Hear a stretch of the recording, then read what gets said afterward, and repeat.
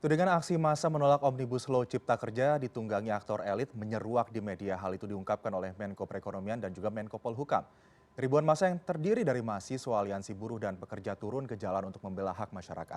Tuntutan untuk melakukan judicial review terhadap RUU ini pun akan dilakukan oleh berbagai ormas besar di Indonesia. Dugaan adanya aktor yang menunggangi aksi tersebut menimbulkan polemik di masyarakat. Benarkah ada aktor di balik aksi tersebut? Kami bahas malam ini bersama para narasumber yang telah bergabung bersama saya. Yang pertama ada Bang Ray Rangkuti, Direktur Eksekutif 5. Bang Ray, selamat malam, apa kabar? Malam, Bung.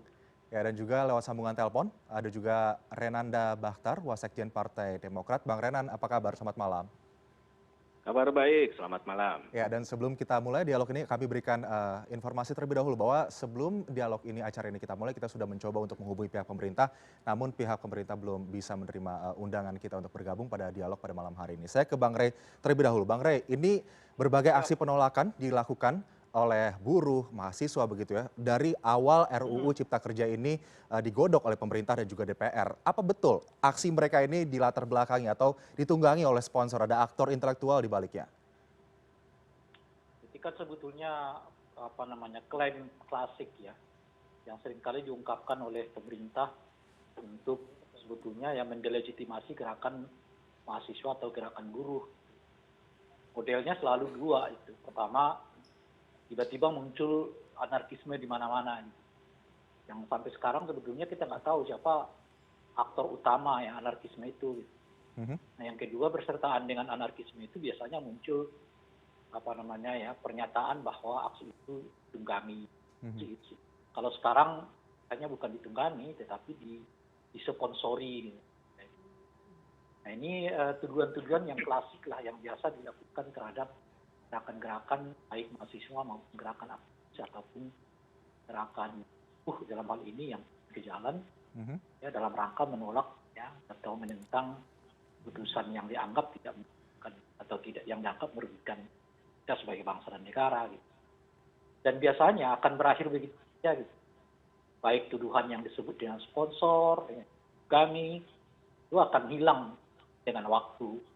Mhm. Oleh karena itulah kebiasaan menuding, ya, kebiasaan menyebut itu terus juga berulang karena kita juga masyarakat biasanya nggak juga menuntut ya baik aparat keamanan maupun kita untuk membuktikan klaim itu.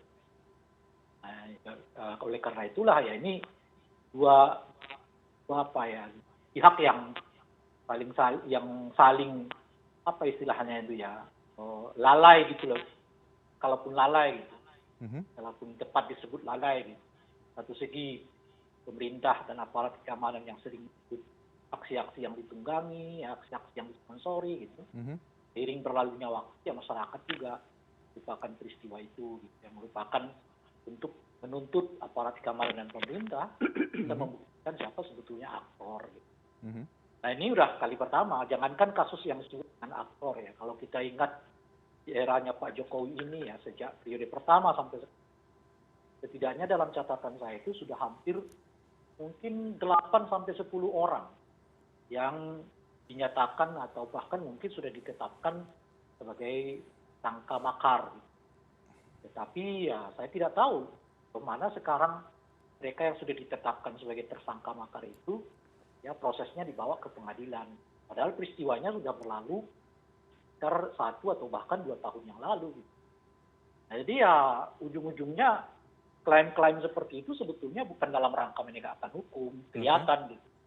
Bukan juga dalam rangka pastikan bahwa aksi-aksi itu betul-betul tidak bertujuan anarkis gitu ya. Tetapi ya dalam rangka sekedar meredam aksi itu jangan sampai meluas gitu. Jadi Tujuannya tujuannya, lebih bersifat politik supaya bandingkan tujuan yang dalam kerangka menegakkan hukum. Sekarang mereka yang disebut pernah melakukan tindakan makar ya dan sekarang sponsor, ada aktor ya ditunggangi gitu. Mhm. Ya umumnya nggak akan nggak pernah diungkap siapa pelaku. Mhm. Nah, yang kedua ya kasusnya nggak akan sampai ke pengadilan. Tapi apa Memang kemudian yang bisa tujuannya menurut ditangkap saya oleh? bukan dalam rangka penegakan hukum itu, tapi Mhm. tujuannya dalam rangka ya mendelegitimasi gerakan ya penolakan lah kalau dari masyarakat, entah itu penolakan yang sifatnya undang-undang anti omnibus law seperti yang kemarin, atau mungkin penolakan-penolakan lain yang terkait dengan kebijakan pemerintah gitu. Bang Rey, pernyataan ini dikeluarkan oleh Menko Polhukam, kemudian Menko Ya, Perekonomian begitu. Apakah ini juga betul. bisa dikatakan sesuatu hal yang klasik begitu? Apakah ini tidak menimbulkan kecurigaan juga di kalangan masyarakat terhadap pernyataan tersebut? Gitu? Masyarakat Ya yang itu ingin itulah benar-benar menurut membela saya hak mereka artinya begitu. mereka bertanggung jawab gitu. Mhm, Karena pertama gara-gara tuduhan itu kan kemudian gerakan mahasiswa juga dan buruh itu kan sekarang didelegitimasi gitu. mhm, Bahwa seolah-olah gerakan itu adalah gerakan yang disponsori, ditunggangi, mhm. didesain oleh orang lain demi tujuan untuk menggerogoti kewibawaan negara atau pemerintah. Oke. Sudah kira-kira. Dan itu jelas tidak tepat. Makanya ya kita semua harus menuntutnya. Mhm, Menuntut supaya itu betul-betul dibuktikan, dibawa ke pengadilan. Saya mhm, kira juga baik mahasiswa, ya, aktivis mahasiswanya, aktivis mhm. buruhnya, tidak juga ingin kasus ini tertutup karena mereka juga ingin membuktikan bahwa siapa sebetulnya yang disebut oleh pemerintah sebagai dalang, sebagai aktor, sebagai sponsor itu. Gitu. Mhm. Sehingga kalau mereka aksi 2-3 hari yang akan datang lagi untuk menolak katakanlah undang-undang omnibus law ini, udah ketahuan, Mhm. ya kan, yang melakukan sponsor itu si Anu gitu loh Oke. kira-kira. Jadi jangan sampai mereka nanti aksi lagi, ya kan. Nah, si aktor ini, si sponsor ini, si penunggang ini tetap dijadikan imajinasi oleh pemerintah untuk Oke. dalam rangka terus-menerus mendelegitimasi gerakan mahasiswa, gerakan buruh. Oke, jangan sampai ini hanya untuk meredam suasana saja, tapi harus ada pembuktiannya dalam waktu dekat. Jangan sampai Ya, sudah ada demo bukan hanya selanjutnya. secara meredam, Mhm. Bung, tetapi juga mendelegitimasi gitu. Baik. Bahwa seolah-olah gerakan mahasiswa, gerakan bukan murni dari mereka, tetapi digerakkan oleh kelompok tertentu yang Mhm. ujungnya juga tidak dalam rangka menuntut perbaikan undang-undang omnibus law, tapi Mhm. mungkin dimaksudkan dalam rangka mengurangi wibawa pemerintah gitu. Dan ya Baik, Bang Rey. implikasinya jauh. Nah oleh karena itu saya kira baik aktivis ya, maupun kelompok-kelompok buruh maupun kita semua gitu. Nah, Mhm. saya kira berhak menuntut keras baik kepada Menteri Mhm. Menko ya Pak Erlangga lah ya dalam hal ini Pak Mahfud ya aparat penegak hukum Mhm. untuk membuktikan pernyataan mereka. Kalau mereka udah tahu tinggal ditangkap kok. Baik. Kenapa masih dibiarkan berkeliaran kan kira-kira gitu. Baik, Bang Rey. Saya selanjutnya akan ke Bang Renan. Bang Renan, Demokrat sebagai pihak fraksi di DPR yang menolak omnibus sejak pada saat diketok palu di paripurna begitu. Bang Renan, apa tanggapan Anda?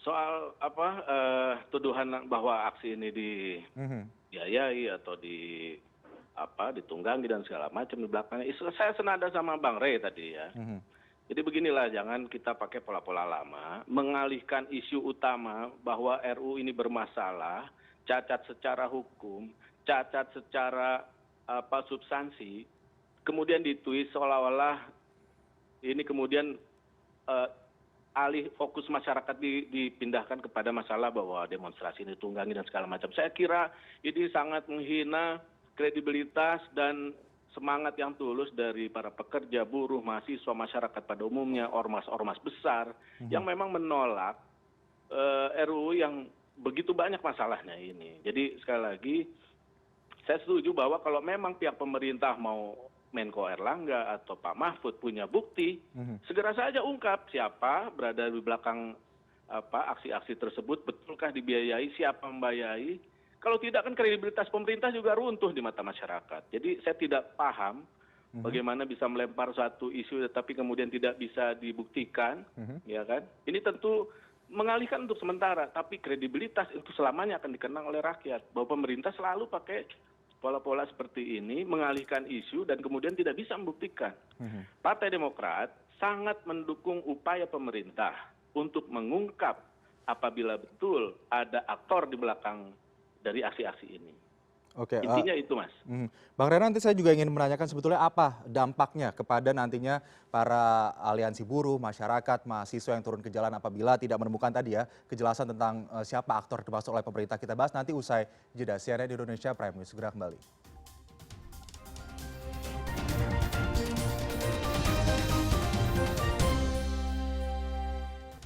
Ya, Anda kembali di CNN Indonesia Prime News. Langsung saja kita kembali ke Bang Renan. Tadi kita sempat terputus soal dampak yang nantinya akan timbul di masyarakat terkait dengan pernyataan pemerintah tersebut. Bang Renan, Demokrat sebagai fraksi yang menolak RUU Cipta Kerja ini, bagaimana tanggapannya terkait dampak itu?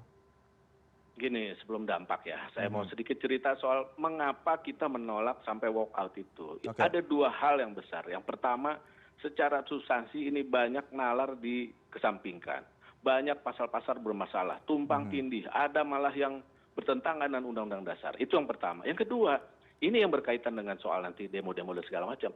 Justru Partai Demokrat melihat bahwa ini pertentangan atau masyarakat yang menentang, mempertanyakan substansi undang-undang itu begitu besar.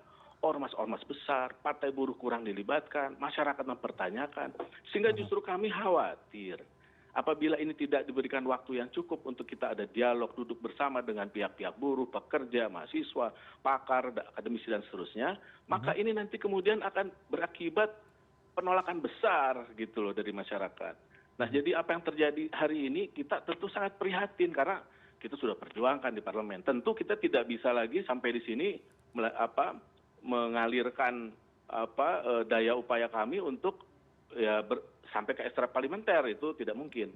Nah, yang kami masalahkan sekarang bahwa ketika mereka sudah jauh-jauh awal sudah menjelaskan keberatan-keberatan mereka, pasal-pasal mana yang mereka permasalahkan, yang bermasalah di kemudian hari, kemudian mereka karena tidak diterima kemudian mereka demo, jangan juga dituduh-tuduh begitu, Mhm. ya kan? Baik, saya langsung lempar ke Bang Rey. Bang Rey, ini tadi Bang Renan mengatakan kenapa tadi Demokrat walkout karena RUU bermasalah, cacat secara hukum, secara substansi juga. Namun kemudian masyarakat yang melakukan aksi unjuk rasa kemudian mengeluarkan mosi tidak percaya begitu kepada pemerintah. Lalu pemerintah mengatakan bahwa ada keterlibatan aktor intelektual di balik aksi ini. Sebetulnya apa yang Anda baca, Bang Rey? Ya, pertama kan kerancuan istilah aktor intelektual itu pertama. Yang kedua, kalau misalnya pernyataan Pak Erlangga itu kan sponsor. Nah, kalau dia menjadi intelektualnya memang kriminal. Kalau ia menjadi katakanlah pendananya memang kriminal. Mhm. Gitu. Kriminal itu kan bukan demonya, kriminal itu adalah tindakan anarkismenya. Mhm. Kan itu kira-kira kan.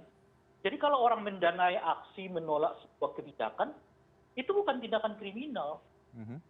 Ada orang membuat pokok-pokok pikiran dalam hal menolak, menentang ya satu kebijakan, dia buat argumen-argumennya macam-macam, itu bukan berarti dia otaknya. Gitu. Dan itu bukan tindakan kriminal. Itu kira-kira. Makanya menurut saya, hati-hati juga mempergunakan istilah itu. Kalau nggak tepat, ya itu jadi stigma gitu. Mhm. Bahwa karena ia mengeluarkan uang, ya, semampunya dia atau besar, Mhm. untuk membuat mahasiswa punya transport, mahasiswa misalnya dapat konsumsi atau dapat air minum, apakah itu tindakan kejahatan? Tidak. Mhm. Biasa saja itu bagian dari partisipasi mereka dalam hal ya berdemokrasi. Itu loh kira-kira. Mhm. Makanya ini kan dua tahapan sebetulnya. Pertama adalah buktikan bahwa ada kejahatan yang bersifat anarkisme di dalam aksi. Mhm. Itu dulu. Nah itu baru kemudian diungkap siapa kira-kira apa namanya ya, kalau sponsornya, kalau dalangnya, kalau penunggangnya, terserah apapun istilahnya, Mhm. di belakang aksi-aksi yang bersifat anarkisme ini. Mhm. Jadi tidak serta-merta semua orang yang ikut terlibat dalam berbagai bentuk keterlibatan itu ya dikait-kaitkan dan kemudian menjadi salah, tidak. Mhm. Kalau saya tanya gitu, itu memang nggak berani turun ke jalan kemarin gitu. Mhm. Karena banyak faktor, ya usia, ya waktu, ya juga apa namanya ya ada COVID. Mhm. Tetapi saya ingin berpartisipasi dalam bentuk apa? Dalam bentuk memberi pikiran-pikiran. Jangan disebut saya jadi aktornya, aktor intelektualnya. Gitu. Apa salah saya memberikan kontribusi pikiran? Kalau saya punya uang ya saya berikan kepada mereka yang pergi misalnya ya untuk beli kue, entah beli apalah dan seterusnya. Mhm. Jadi itu yang saya maksudkan.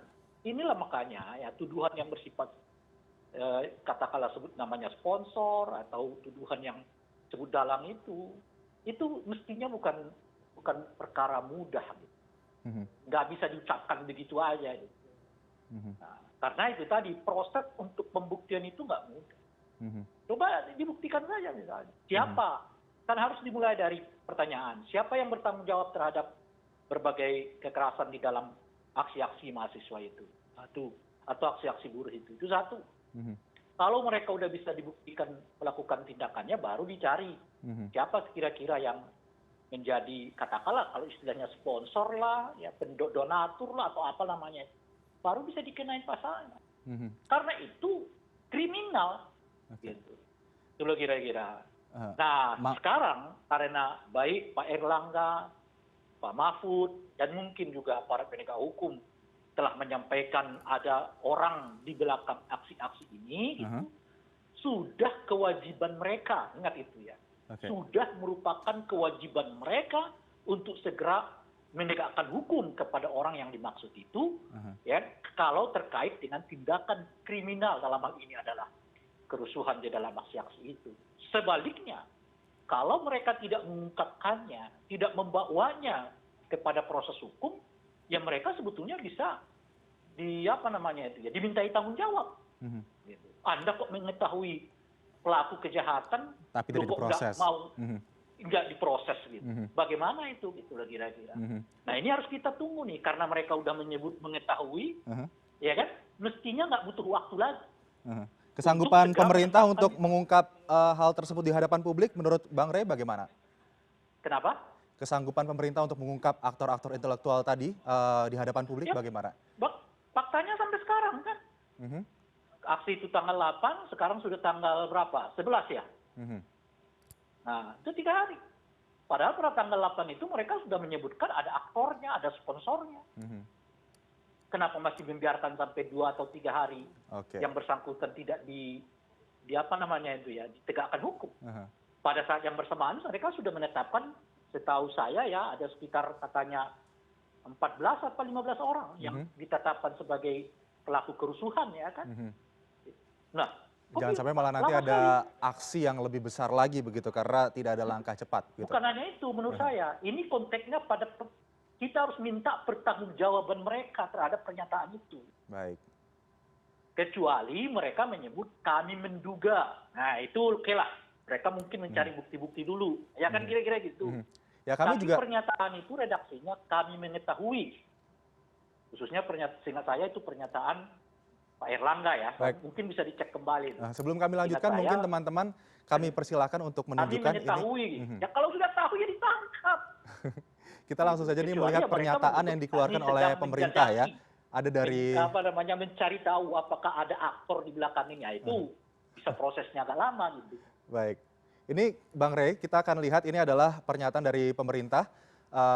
Pertama dari Menko Perekonomian Erlangga Hartarto yang mengatakan pemerintah tahu siapa yang menjadi di demo itu, kami tahu siapa yang menggerakkan, siapa yang sponsornya, siapa yang membiayai, pemerintah sudah tahu siapa tokoh-tokoh intelek di balik penggerak demo, itu kata Menko Perekonomian. Kemudian ada juga dikatakan oleh Menko Polhukam, Mahfud MD, yang mengatakan pemerintah akan bersikap tegas dan melakukan proses hukum terhadap semua pelaku dan aktor yang menunggangi atas aksi-aksi anarkis yang berbentuk tindakan kriminal. Itu dua pernyataan yang secara langsung menyiratkan kepada kita bahwa pemerintah sudah tahu begitu ya, Bang Rey ya. Iya. Aha. Iya, terus kapan ditangkap ya kan? Oke. Karena bukan hanya pemerintah, kita semua berkebutuhan ya. Aha. Kita semua berkeinginan ya supaya itu diungkap, supaya jelas. Oke. Ya, sehingga gerakan mahasiswa dan buruh yang baik bagus itu tidak terstigma. Aha. Ya seolah-olah mereka didesain untuk melakukan kriminal, Oke, yang melakukan baik. pengerusakan di mana-mana gitu. Aha. Kayak Kira-kira. baik, Bang Rey. Saya lempar ke Bang Renan. Selanjutnya Bang Renan, bagaimana komentar Anda terkait dalang di balik ini semua yang dikatakan oleh pemerintah? Sebetulnya juga ada informasi hoax begitu ya bisa dikatakan atau mungkin desas-desus rumor bisa dikatakan seperti itu terkait dengan keterlibatan Demokrat di aksi unjuk rasa buruh dan juga aliansi buruh serta mahasiswa ini. Bagaimana tanggapan Demokrat? Ya awalnya kaget tapi geli juga Mas. Karena begini, sekali lagi saya tetap sampaikan. Penolakan Partai Demokrat pada RUU ini sampai kita walkout, salah satunya adalah untuk menghindari terjadinya aksi masyarakat turun ke jalan. Itu yang pasti. Karena kita jelaskan di pembicaraan tahap 1, kemudian tahap 2, bahwa ini harus dibahas dulu karena masih banyak masyarakat yang menolak gitu. Itu yang pertama. Nalarnya di mana kemudian kalau ini dikaitkan dengan kami, ya kan? Dari mana kami membiayai, mendorong, duit dari mana? Instruksi dari Ketua Umum Partai Demokrat, Mas AHY, jelas dikeluarkan instruksi kepada seluruh kader seluruh Indonesia untuk melarang siapapun kader Demokrat terlibat pada aksi demo. Kita berjuang di intraparlementer, tidak di ekstraparlementer. Hanya boleh kita menerima aspirasi kalau mereka datang ke kantor kita. Itu pun kita harus menenangkan mereka, menjelaskan jangan sampai ada tindakan anarki. Kita bilang perjuangan kita sama, maksimal cuma seperti itu. Tapi tolong jaga ketertiban, patuhi protokol. Sekali lagi jadi, mau Mas Airlangga, mau Pak Mahfud MD, tolong kita nih mewakili masyarakat untuk minta itu dibuktikan, diungkap. Setelah itu tolong ditangkap, karena ini memang kan bisa meresahkan kalau memang maksudnya membuat anarkis begitu. Dan yang terakhir saya mau sampaikan, ini soal bahwa ini masih ada solusi, ini kita masih mekanisme hukum masih ada, silakan ke MK. Begini Mas, MK bukanlah solusi dari RUU Ciptaker ini. Kenapa? Hanya 1-2 pasal itu yang benar-benar bertentangan dengan UUD 45. Banyak sekali pasal yang merugikan pihak pekerja dan buruh yang tidak bertentangan karena itu adalah diskresi pemerintah dan DPR. Jadi ini yang belum menjadi fokus dari masyarakat. Saya ingin sekali lagi mengingatkan, jangan sampai nanti kecewa karena ketika nanti menyampaikan ini kemudian judicial review, yang diterima itu yang dibahas hanya pasal-pasal yang bertentangan dengan undang-undang di atasnya itu Undang-Undang Dasar 1945. Banyak sekali pasal yang berpotensi merugikan banyak pihak, termasuk juga lingkungan kita dan seterusnya. Itu tidak bertentangan. Ada beberapa pasal bahkan banyak yang fatal-fatal tidak bertentangan dengan Undang-Undang 45, tapi ternyata akan merugikan pekerja, buruh, wanita, dan seterusnya. Karena itu dijelaskan, itu adalah diatur kemudian dalam peraturan pemerintah atau perjanjian kerjasama. Gitu. Kami sudah bahas kok. Ada 1-2 memang yang betul itu bertentangan dengan UUD 1945. Jadi sekali lagi, jangan gampang bilang ini selesai ketika itu bisa dilakukan judicial review ke MK. Ingat, kita sudah waktu itu banyak pihak berjuang soal presidensial threshold misalnya di MK. Toh kandas juga di MK begitu. Apalagi nanti, karena UU Ciptaker ini banyak yang tidak bertentangan, tapi merugikan itu nyata-nyata. Begitu Mas. Baik, kita akan jeda terlebih dahulu, Bapak-Bapak. Usai jeda saya mau ke Bang Rey. Bang Rey, sebetulnya ada juga mengatakan bahwa aksi ini terjadi karena adanya hoax dan juga misinformasi yang beredar di masyarakat. Apakah Bang Rey setuju dengan pernyataan itu? Kita bahas usai jeda, tetap bersama kami.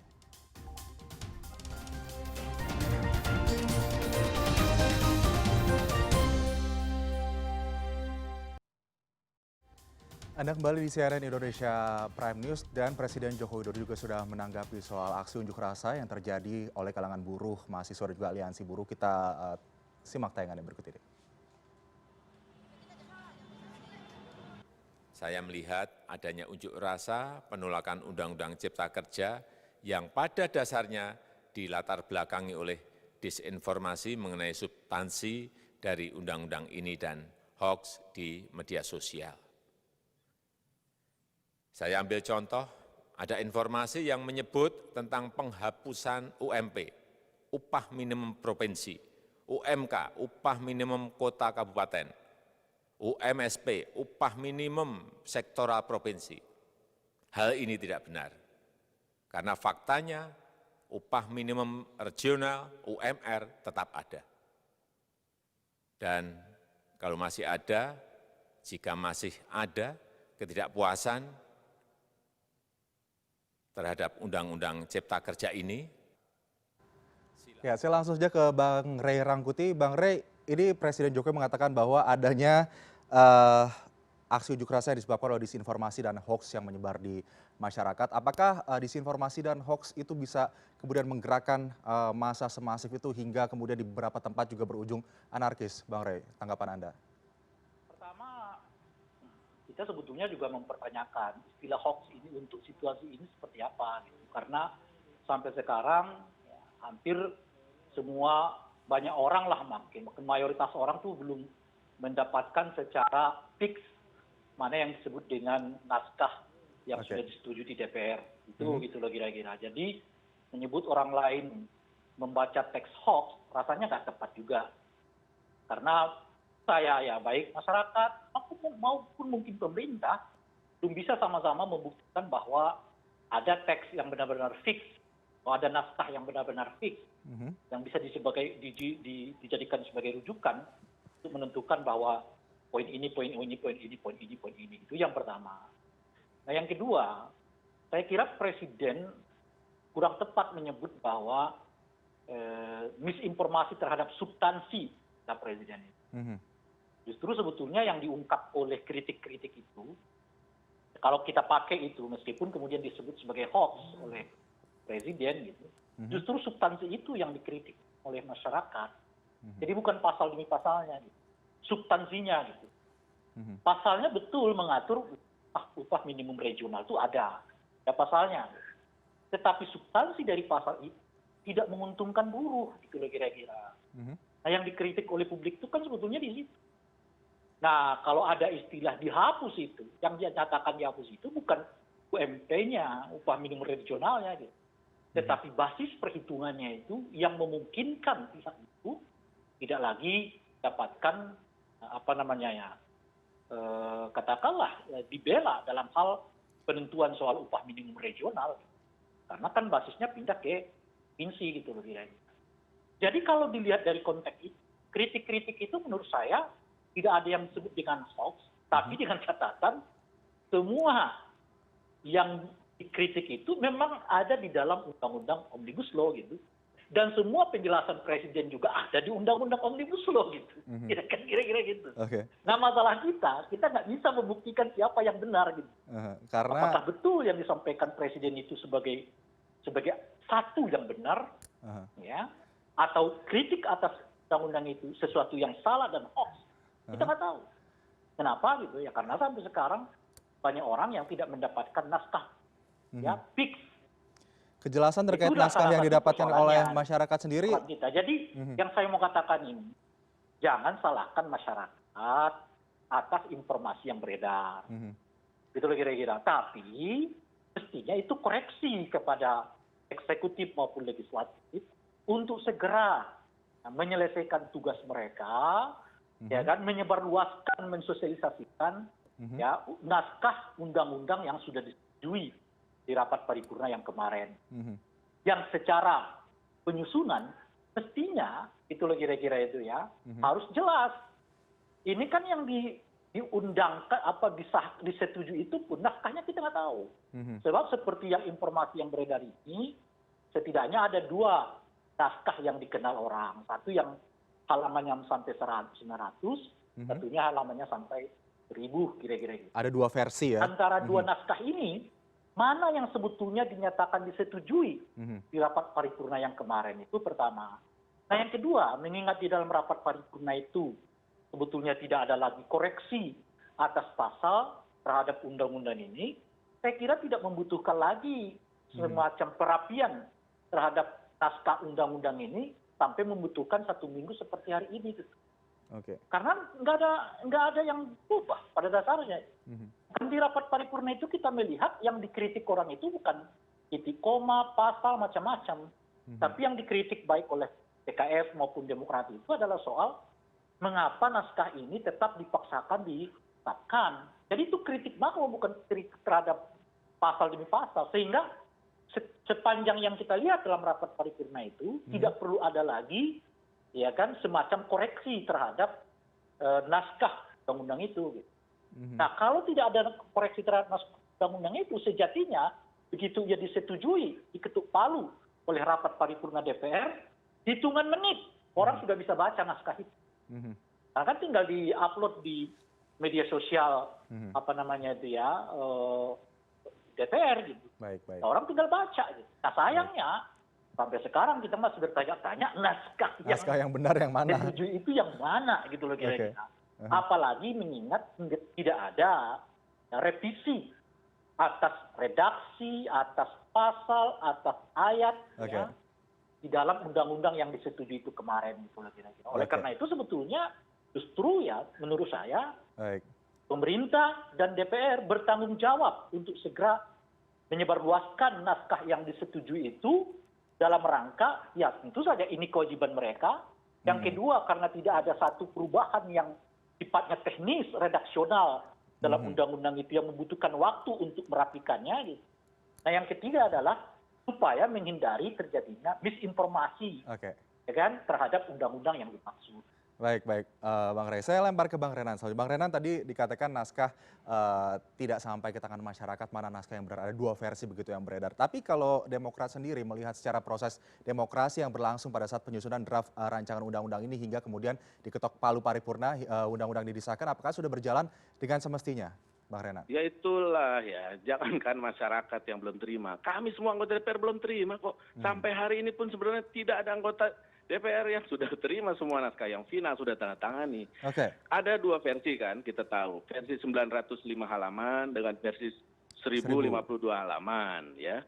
Itu tadi sudah disampaikan juga Bang Rey, sama itu, tidak ada substansi yang berubah secara substansial, secara besar. Tetap kan begini sajalah, kita tahu tuh pesangon tetap diubah dari 32 kali jadi 25 kali, 9 kalinya ditanggung pemerintah dalam bentuk asuransi lagi. Juga soal pasal 42 TKA lebih mudah masuk tanpa izin tertulis menteri. Tidak ada lagi ketentuan untuk misalnya perusahaan harus mempekerjakan tenaga asing, ya tapi juga ada menunjuk tenaga kerja WNI sebagai pendamping. Nggak ada, dihapus itu. Pasal 42, pasal 43, 44, 45 ditambah. Malah ya artinya lebih melonggarkan perusahaan untuk mempekerjakan tenaga asing. Itu yang kami pertanyakan. Naskah itu sejak juga di pandangan mini fraksi belum kami terima. Sampai terakhir di jam 11 saja, sekitar jam 10.44 saja, Herman Heron ya dari fraksi kita mempertanyakan mana naskah yang sudah disiapkan untuk kita sahkan di paripurna ini. Disampaikan, mohon maaf Pak, ini masih dirapikan karena masih typo segala macam. Bagaimana mungkin kita mensahkan sesuatu yang sangat penting undang-undang, padahal itu naskahnya belum final, belum ada. Apalagi masyarakat, cuti panjang dihapus, diganti misalnya dari undang-undang jadi peraturan perusahaan atau perjanjian kerjasama. Ini kan fatal semua gitu. Inilah mengapa kita bilang RUU ini yang kemudian sudah jadi undang-undang ini cacat hukum, ya kan? Nah, jangan kemudian dimudahkan, disimplify bahwa ini ya silakan bisa ada kesempatan judicial review kok ke Mahkamah Konstitusi. Kami sampaikan sekali lagi, Mahkamah Konstitusi bukanlah solusi dari Undang-Undang Cipta Kerja ini. Mengapa? Karena hanya 1-2 pasal, termasuk tadi yang saya sampaikan soal tenaga kerja asing yang melanggar atau bertentangan dengan Undang-Undang 1945. Sisanya bagaimana ini soal pesangon, soal cuti, soal upah minimum dan segala macam, ini bagaimana? Belum lagi soal lingkungan dan seterusnya. Jadi tolonglah sekali lagi, kita ingin dudukan permasalahan ini pada proporsinya. Kita menentang karena ini begitu penting, begitu kompleks, butuh waktu lagi karena kami belum terima naskah yang baru itu. Kita dari situ sebenarnya bisa kemudian menyampaikan keberatan-keberatan kita untuk kemudian jika perlu, karena ini sangat krusial, kita setuju kok yang namanya sinkronisasi undang-undang yang saling bertumpang tindih, kami setuju, semangat itu tidak ada masalah. Tapi pasal-pasal ini masih banyak yang bermasalah, yang tumpang tindih, yang bisa merugikan salah satu pihak, bertentangan dengan undang-undang di atasnya. Masa kita langsung skip saja, belum ada naskahnya, main ketok palu kemudian disahkan. Apa yang disahkan? Jadi masyarakat menunggu transparansi. Apa yang disahkan? Produknya gitu tuh belum ada gitu. Sampai hari ini pun belum ada. Saya tanya barusan sama teman-teman di anggota DPR. Di fraksi yang ikutan. Sudah terima, ada tanggal 9 Bang, tapi ini ya masih belum ada perubahan. Jadi sebenarnya yang disampaikan Presiden itu ada versi yang mana, karena sebenarnya tidak merubah substansi yang kami sudah pertanyakan gitu di dalam pembahasan tahap 1 dan maupun 2 yang tidak diberikan kesempatan untuk bicara sama sekali. 1 menit pun tidak dikasih kesempatan untuk menyampaikan masalah ini, bahwa ini sangat krusial gitu. Jangan sampai ini kemudian melahirkan suatu gejolak di tengah masyarakat, itu kan kita tidak inginkan. Siapa sih yang mau DPR misalnya masyarakat turun ke jalan demo seperti ini? Kan tidak ada. Justru itulah kita ingin mengingatkan. Nah, apa yang terjadi hari ini tentu kita sangat sedihkan lah gitu. Ini seharusnya tidak perlu terjadi kalau pemerintah dan parpol-parpol pendukung RUU ini mau saja bersabar sedikit. Duduk lagi bersama pihak-pihak yang keberatan. Tanyakan keberatannya apa. Diskusikan betulkah substansi ini bisa merugikan, bertentangan dengan UUD 45. Nggak ada salahnya kita tunggu 1-2 minggu kok sebenarnya. Baik. Tapi ini kan kemudian diabaikan begitu saja. Sekali lagi kami sangat menyesalkan hal ini. Baik, Gitu. Bang Renan. Jadi transparansi substansi termasuk juga transparansi siapa aktor intelektual yang dimaksudkan oleh pemerintah di balik aksi unjuk rasa yang disebutkan oleh Menko Polhukam ataupun oleh Menko Perekonomian. Baik, Betul. Bang Renanda Bakhtar, Wasekjen Partai Demokrat, terima Ya. kasih sudah bergabung bersama CNN Indonesia. Ya, Begitupun Bang Ray terima kasih. Rangkuti, Direktur Eksekutif 5, terima kasih sudah bergabung bersama kami pada malam hari ini. Selamat malam Bapak-Bapak, Assalamualaikum.